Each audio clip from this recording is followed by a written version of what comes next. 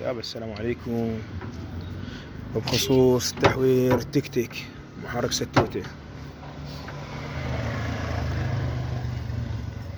أول شي تفتح الماكينة، الشوتة الغراض كي تفتحها، وهذا الماكينة مال الستوته. تقعد الماكينة، هو راعيها راد قال حتى لو تاير واحد ما يخالف، ما راد تايرين لأن تايرين تكلفه، جعمقة درايمات. تقعدها مثل ما بالشكل هذا، شوفه هذا الاثنين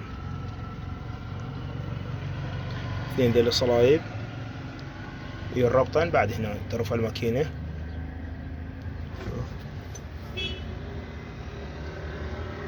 هاي بداية يعني شغل مال بداية، بس هي قالوا الصعوبة هواي طلبوا من عندي، قالوا الصعوبة شلون يقعد الجاردين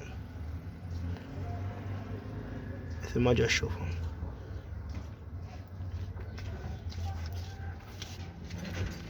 واحنا بخدمتكم. هاي بس ترفع بعد قبل تقعد، وان شاء الله هم لكم جزء ثاني ان شاء الله، هم لما نقعدها ماكينة هم نصور لكم جزء ثاني. تحياتي.